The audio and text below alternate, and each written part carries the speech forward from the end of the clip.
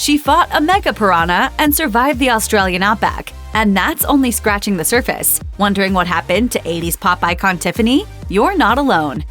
Fans of Tiffany Darwish had to wait a full 33 years into her career before the singer embraced the holiday season on record. Yes, the Californian finally tried to muscle in on Mariah Carey's territory in 2020 with a festive single titled Angels. Recorded in her own Nashville studio, Darwish described the ballad to people as being a reflection on the collective loneliness experienced during the first year of the pandemic. The singer also went on to explain that the personal impact of lockdown had inspired her to add the festive track to her canon. Tiffany told People, "The song is about hope and missing family. In my more than 30-year career, I've never recorded an original Christmas song, but it just felt right. It's raw and real, and that's what makes it special to me."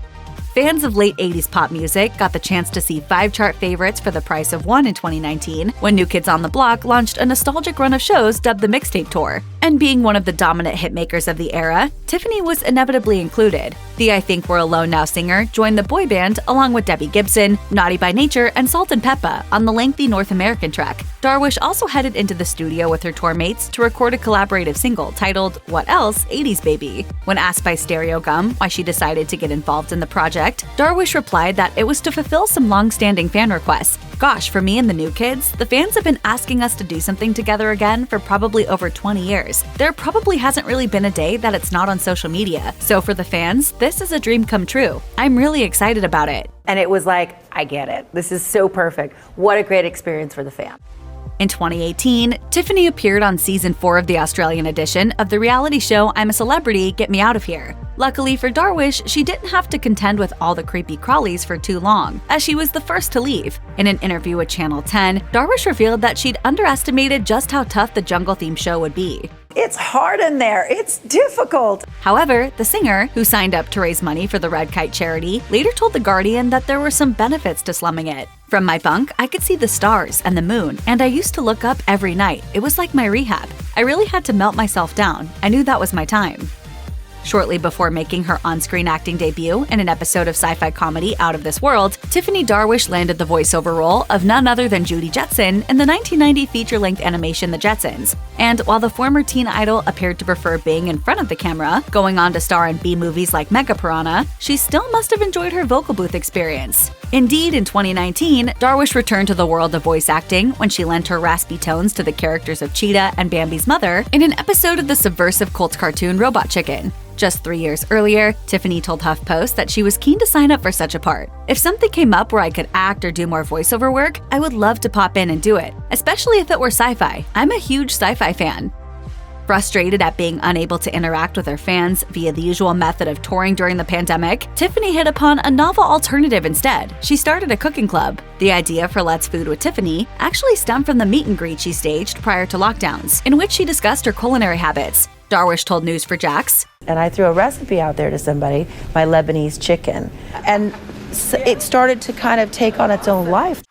Tiffany Darwish has flirted with all kinds of genres during her 3 decades and counting career, from the teen pop of her 1987 self-titled debut to the pure country of 2011's Rose Tattoo. But since the late 2010s, the chart topper has been keen to prove that she can also rock out with the best of them. None more so than on her 13th studio effort, Shadows, a record that Darwish eventually took on the road with bassist Johnny Martin and drummer Scott Coogan of LA Guns. Those who purely came to see the Sunset Strip rockers were surprised at just how natural the unlikely team-up sounded. Tiffany explained to NJArts.net, "We just played Woodlands, Texas, and after the show, a bunch of Johnny and Scotty's fans had all these LA Guns records and other things for them to sign. And as I was meeting them, they were saying, 'I'm so sorry that I underestimated you. This was great.'"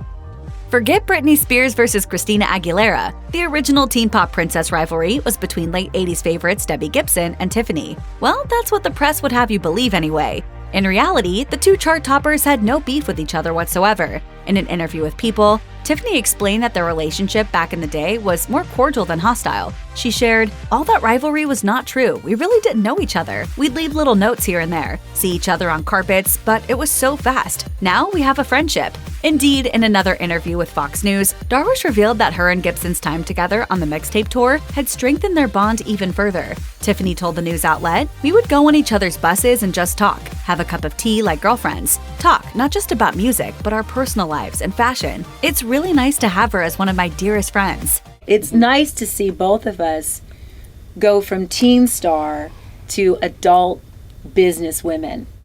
Having been on the showbiz treadmill since the age of 15, Tiffany Darwish's ability to enjoy some self-care has often been limited. But in 2019, Tiffany finally decided it was time to prioritize her well-being. In an interview with Closer Weekly, Darwish explained, "I've been somebody who goes and thinks I'm a little invincible, but there was a lot of flying, a lot of stress. I'm kind of grounded from flying now because of some medical stuff. And last year, I started to feel like it wasn't a bad thing to take a nap or have some downtime." Additionally, the chart topper has also started meditating. In an interview with Parade, the singer revealed, "I really want to devote myself to it and make it a part of my life because I really need it. I'm very much into Eastern philosophy now. I do a lot of crystals and I do a lot of oils, and a lot of soul searching." Taylor Swift wasn't even born when Tiffany Darwish started singing in shopping malls, but they still have several things in common. They both found fame while still in high school, they both scored #1 albums in their teens, and they both lent their voices to big-screen animated movies. So it's little surprise that the original teen pop queen sees herself in one of her successors. In a 2020 interview with Parade, Tiffany revealed that she's very much a Swiftie. "Taylor Swift is somebody who's spoken to me personally because I can see the joy in her. She truly does love her fans and engages, and I think she's been very positive for a lot of the young girls out there." This wasn't the first time that Darwish had waxed lyrical about the Shake It Off hitmaker either. 4 years earlier, she explained to HuffPost that she admires Swift for both her creativity and her attitude. "I really like that she came along. She's an excellent inspiration for young women, and she treats her fans amazing. She shines a great light for them."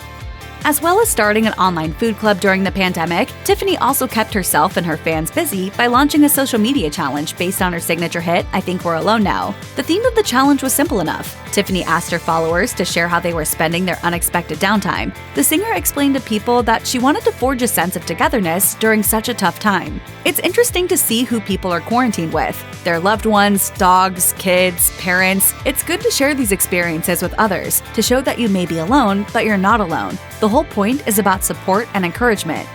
Some musicians can get so precious about their new work that they entirely neglect the songs that made them famous. Obviously, Tiffany could never be accused of being such an artist. Her chart-topping cover version of Tommy James and the Shondells' I Think We're Alone Now has been a staple of her setlist ever since its release in 1987. And then, more than 3 decades later, she gave the track a rock-tinged makeover in the studio. In a 2019 interview with Billboard, Darwish revealed why she felt it was time to revisit her signature hit. She explained, "On my new album Pieces of Me, I was inspired by the Foo Fighters, and maybe a little Go-Go's and Blondie mixed together. With Tiffany, I wanted to show I Think We're Alone Now in that kind of a version, one that shows the layers of my new music." The singer also went nostalgic with the accompanying promo. Speaking to Fox News, she explained how she was able to return to Norwalk, California to shoot the video with her friends. "We were rocking the Children Behave shirts. It was a blast. I really had a good time recreating that video."